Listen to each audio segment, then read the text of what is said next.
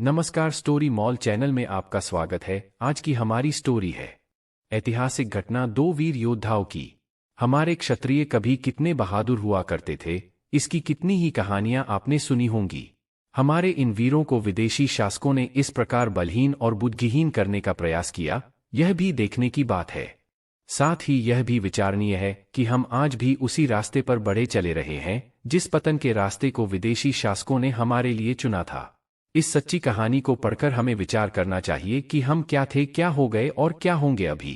मुगल बादशाह का दिल्ली में दरबार लगा था और हिंदुस्तान के दूर दूर के राजा महाराजा दरबार में हाजिर थे। उसी दौरान मुगल बादशाह ने एक दंभोक्ति की, है कोई हमसे बहादुर इस दुनिया में। सभा में सन्नाटा सा पसर गया। एक बार फिर वही दोहराया गया। तीसरी बार फिर उसने खुशी से चिल्ला कर कहा, है कोई हमसे बहादुर जो हिंदुस्तान पर सल्तनत कायम कर सके। सभा की खामोशी को तोड़ती एक बुलंद शेर सी दहाड़ गूंजी तो सबका ध्यान उस शख्स की ओर गया। वे जोधपुर के महाराजा राव रिडमल थे। रिडमल जी ने कहा, मुगलों में बहादुरी नहीं कुटिलता है, सबसे बहादुर तो राजपूत हैं दुनिया में। मुगलों ने राजपूतों को आपस में लड़वा कर हिंदुस्तान पर राज किया। कभी सिसोदिया राणा वंश को कछावा जयपुर से, तो कभी राठौड़ों को दूसरे राजपूतों से लड़ाया। बादशाह का मुंह देखने लायक था। ऐसा लगा जैसे किसी ने चोरी करते रंगे हाथों पकड़ लिया हो। बादशाह ने कहा, अधिक बातें मत करो राव, उदाहरण दो वीरता का। रिडमल ने कहा, क्या किसी कौम में देखा है किसी को सिर कटने के बाद भी लड़ते हुए। बादशाह बोला, ये तो सुनी हुई बात है, देखा तो नहीं। रिडमल बोले, इतिहास उठाकर देख लो, कितने वीरों की कहानियां हैं सिर कटने के बाद भी लड़े की। बादशाह हंसा और दरबार में बैठे कवियों की ओर देखकर बोला, इतिहास लिखने वाले तो मंगते होते हैं, मैं भी 100 मुगलों के नाम लिखवा दूं, इसमें क्या। मुझे तो जिंदा ऐसा राजपूत बताओ जो कहे कि मेरा सिर काट दो, मैं फिर भी लड़ूंगा। राव रिडमल निरुत्तर हो गए और गहरे सोच में डूब गए। रात को सोचते सोचते अचानक उनको रोहनी ठिकाने के जागीरदार का ख्याल आया।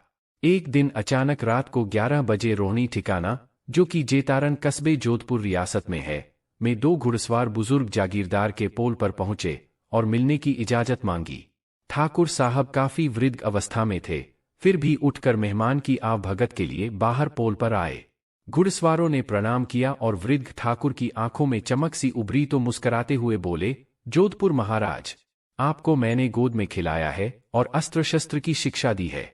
इस तरह भेष बदलने पर भी मैं आपको आवाज से पहचान गया हूं। हुक्म, आप अंदर पधारो। मैं आपकी रियासत का छोटा सा जागीरदार, आपने मुझे ही बुलवा लिया होता। राव रिडमल ने उनको झुककर प्रणाम किया और बोले, एक समस्या है, और बादशाह के दरबार की पूरी कहानी सुना दी। अब आप ही बताएं कि जीवित योद्धा का कैसे पता चले कि ये लड़ाई वह सिर कटने के बाद भी लड़ेगा। रोहनी जागीरदार बोले, बस इतनी सी बात, मेरे दोनों बच्चे सिर कटने के बाद भी लड़ेंगे और आप दोनों को ले जाओ दिल्ली दरबार में, ये आपकी और रजपूतों की लाज जरूर रखेंगे। राव रिडमल को घोर आश्चर्य हुआ कि एक पिता को कितना विश्वास है अपने बच्चों पर। मान गए राजपूती धर्म को। सुबह जल्दी दोनों बच्चे अपने अपने घोड़ों के साथ तैयार थे। उसी समय ठाकुर साहब ने कहा, महाराज थोड़ा रुकिए, मैं एक बार इनकी मां से भी कुछ चर्चा कर लूं इस बारे में। राव रिडमल ने सोचा, आखिर पिता का हृदय है, कैसे मानेगा अपने दोनों जवान बच्चों के सिर कटवाने को। एक बार रिडमल जी ने सोचा कि मुझे दोनों बच्चों को यहीं छोड़कर चले जाना चाहिए। ठाकुर साहब ने ठकुरानी जी को कहा, आपके दोनों बच्चों को दिल्ली मुगल बादशाह के दरबार में भेज रहा हूं सिर कटवाने को। दोनों में से कौन सा सिर कटने के बाद भी लड़ सकता है। आप मां हो, आपको ज्यादा पता होगा। ठकुरानी जी ने कहा, बड़ा लड़का तो किले और किले के बाहर तक भी लड़ लेगा, पर छोटा केवल परकोटे में ही लड़ सकता है, क्योंकि पैदा होते ही इसको मेरा दूध नहीं मिला था, इसलिए लड़ दोनों ही सकते हैं।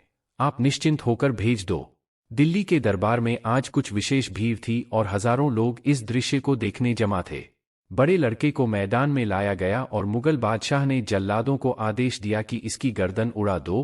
तभी बीकानेर महाराजा बोले, ये क्या तमाशा है, राजपूती जान इतनी भी सस्ती नहीं हुई है, लड़ाई का मौका दो और फिर देखो कौन बहादुर है। बादशाह ने खुद के सबसे मजबूत और कुशल योद्धा बुलाए और कहा, ये जो घुड़सवार मैदान में खड़ा है उसका सिर काट दो। 20 घुड़सवारों का दल रोहनी ठाकुर के बड़े लड़के का सिर उतारने को लपका और देखते ही देखते उन 20 घुड़सवारों की लाशें मैदान में बिछ गई। दूसरा दस्ता आगे बढ़ा और उसका भी वही हाल हुआ। मुगलों में घबराहट और सुरसरी फैल गई। बादशाह के 500 सबसे खास योद्धाओं की लाशें मैदान में पड़ी थीं, और उस वीर राजपूत योद्धा को तलवार की खरोंच भी नहीं आई।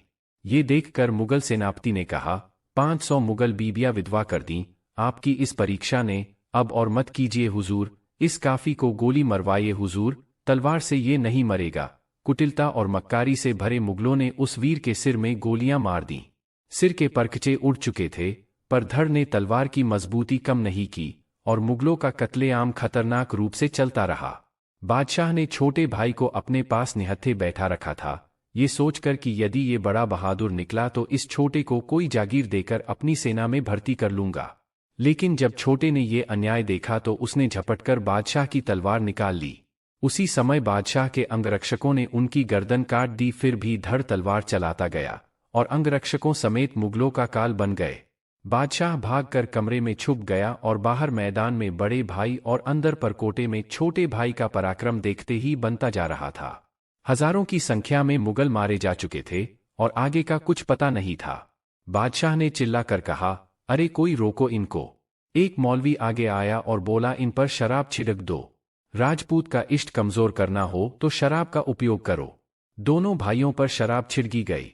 ऐसा करते ही दोनों के शरीर ठंडे पड़ गए। मौलवी ने बादशाह को कहा, हुजूर, ये लड़े वाला इनका शरीर नहीं बल्कि इनका इष्ट देव है, और ये राजपूत शराब से दूर रहते हैं और अपने धर्म और इष्ट को मजबूत रखते हैं। यदि मुगलों को हिंदुस्तान पर शासन करना है तो इनका इष्ट और धर्म भ्रष्ट करो और इनमें दारू शराब की लत लगाओ। यदि मुगलों में ये कमियां हटा दें तो मुगल भी मजबूत बन जाएंगे। उसके बाद से ही राजपूतों में मुगलों ने शराब का प्रचलन चलाया, और धीरे धीरे राजपूत शराब में डूबते गए और अपने इष्ट देव को नाराज करते गए।